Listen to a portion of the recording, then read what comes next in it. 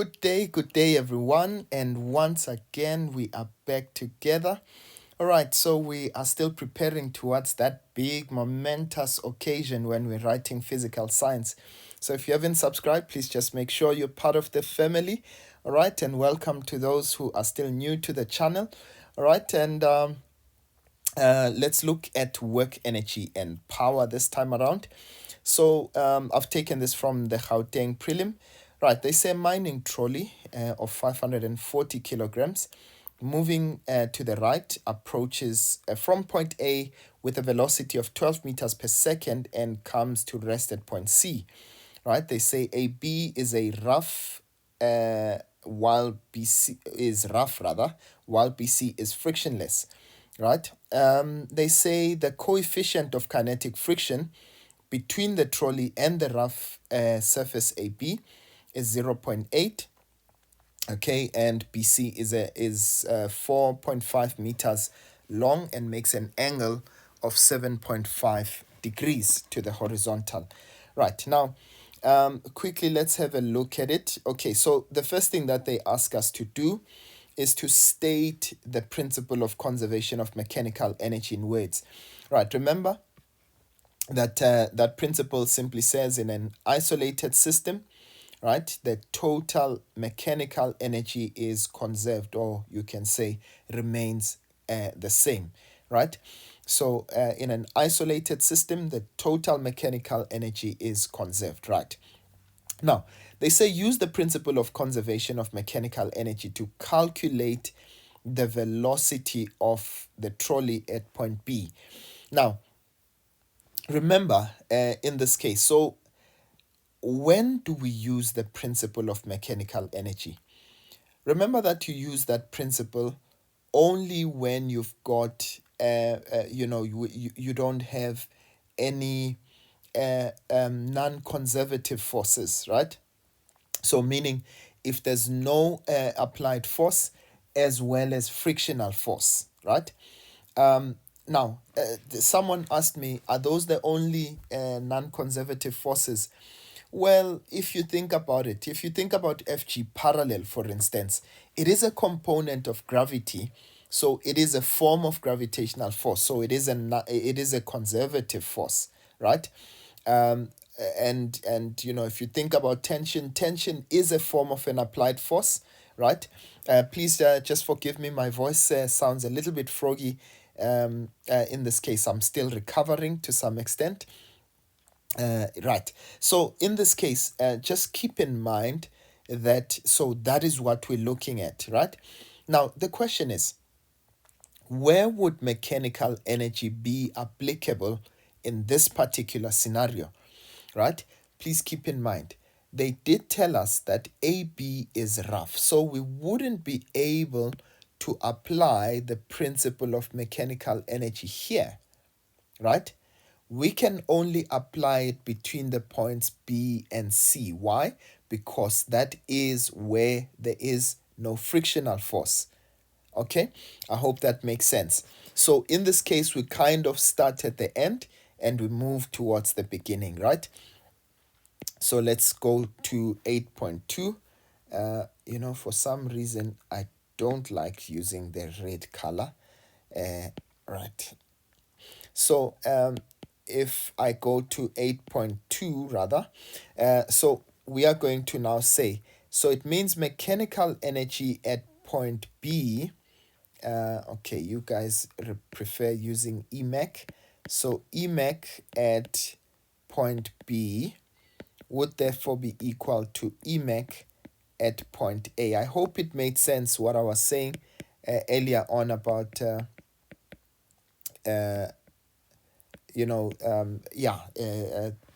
mechanical energy and frictional force as well as applied force. Right, so we're going to take the the kinetic energy plus the gravitational potential energy. Sorry, I meant point C there.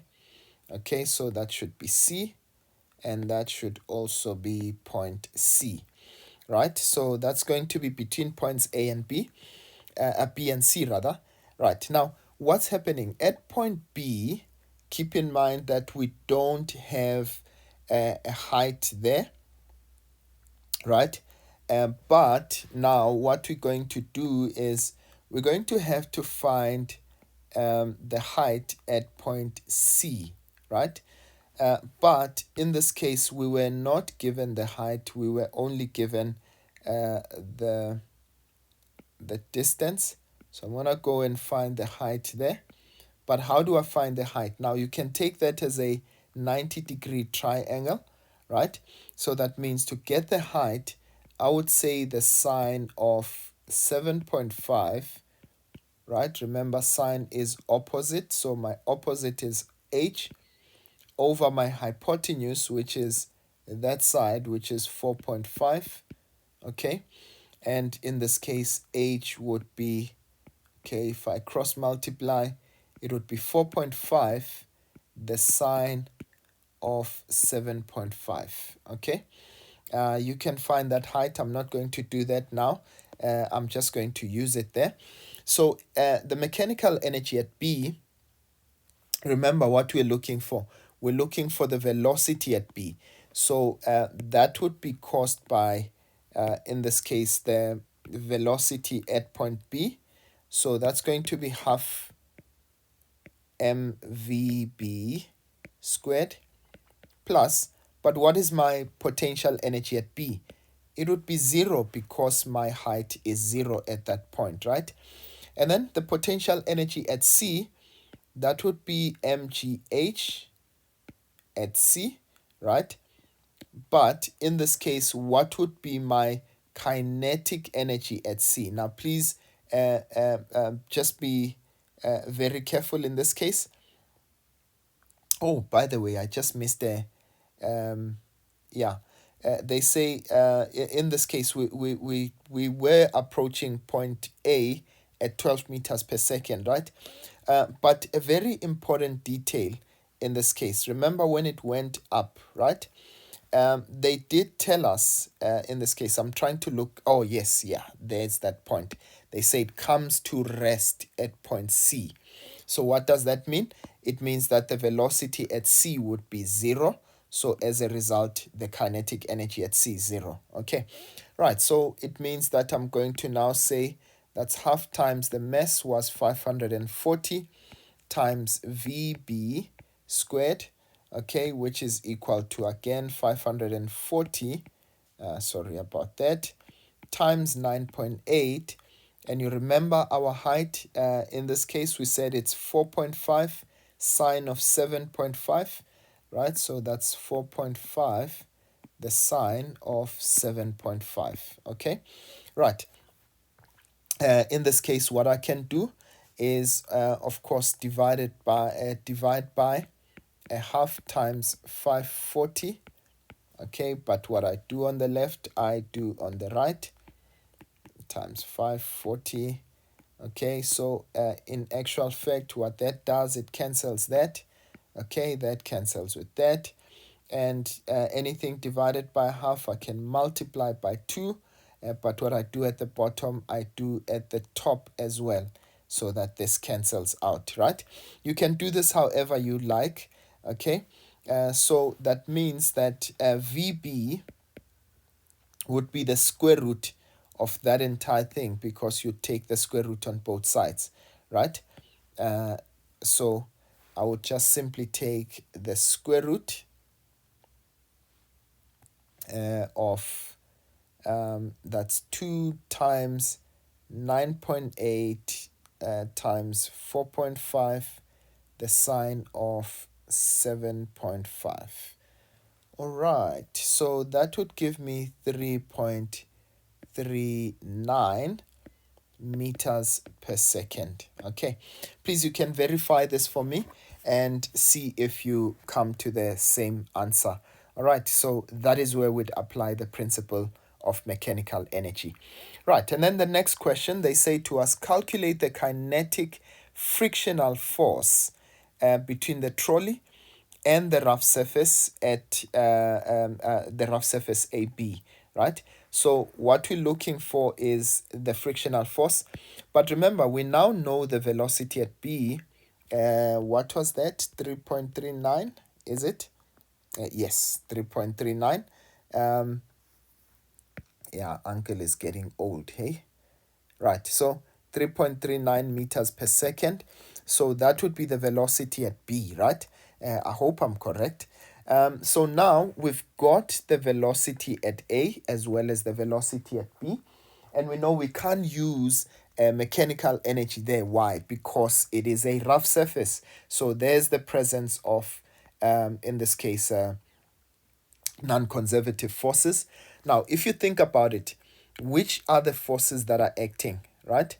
As the trolley moves in that direction, remember there's no applied force. They did not say anything about an applied force, right?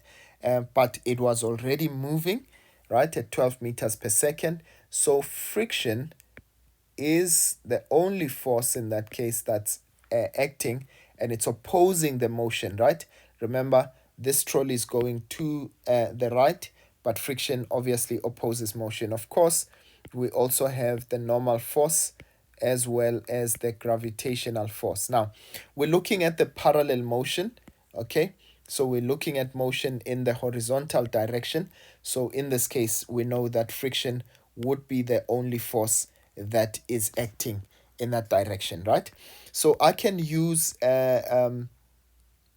we can use actually the work energy theorem. So 8.3, I can say the net work done is equal to the change in kinetic energy, right? So that would be the network or work net. Okay, but what is my work net in this case? It would be the work done by friction, right? Because there's no other work done in the horizontal direction, right? So that would be half times m, okay?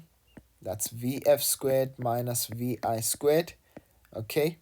So that would be, the mass is 540, okay? Yeah, the final velocity, now remember, that would be the velocity at B. So that was 3.39 squared minus the velocity at A, which is 12 squared. Okay, right, so that's going to be 0.5 times 540, and I'm going to open brackets there. That's 3.39 squared minus 12 squared. Okay, so the work done by friction would be negative 35.777.13. Okay, right, now remember, in this case they said calculate what? The frictional force. Okay, the frictional force between the trolley and the surface, right? So in this particular case, ladies and gents, please just keep in mind, we were told that actually I took the wrong approach. Sorry about that. Okay. Remember, we were given, in this case, the coefficient of friction. Yeah, actually, I went the wrong way about it. Right, we're given the coefficient of friction. Sorry about that. Okay, so we're given the coefficient of friction. So what that simply means is that I can use this, okay, right, the frictional force equation, right? So kinetic friction is the coefficient multiplied by the normal force. But keep in mind, what was the value of our normal force, right? We know we've got normal force there as well as gravitational force that's acting down. In this case, to get the value of gravity, that would be 540 times 9.8, isn't it? Okay, so meaning now, because those are the only two forces that are acting vertically, right? So it means that, so that would be 540 times 9.8, 9.8, 9.8, so that would be 5292. Okay. So to get the coefficient of friction, to get the frictional force, remember they said the coefficient is 0.8. So I would say this is 0.8 multiplied by, my normal force would be equal to gravitational force. So that would be multiplied by 5292. Okay. And that's multiplied by 0.8. So I get a frictional force of 42. Whoa, that's a huge frictional force. Okay, so that would be 4,233.6 newtons, right? So that would be the amount of friction that would be acting on this particular trolley. Right, so they say state the work energy theorem in words. Remember, we say that the work done by the net force is equal to the change in kinetic energy. So you state it as the formula is, right? So the work done by the net force, all right, I'm just trying to write this there. All right, so the work done by the net force, so work net, is equal to the change. Remember that delta there tells you about change, is equal to the change in kinetic energy. Right, please keep that in mind, right? You can say the net work done on an object is equal to the change in kinetic energy. Right, now the next question, 8.5.1, they said use energy principles. Look at that only, right? To calculate. So first of all, they wanted the work done by friction as the trolley moves from point A to B. Okay, so we did that, right? So that's 8.4.1. Okay, so that's exactly what we did in the previous when I actually made the mistake. So that's change in kinetic energy, and you saw how I did that, so I'm not going to explain that much. Sorry, that's change, that's half m vf squared minus vi squared.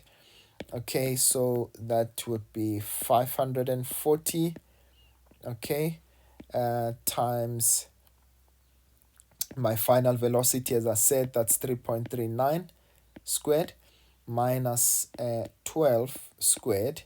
Okay, I don't remember what that answer was, but we can find it again.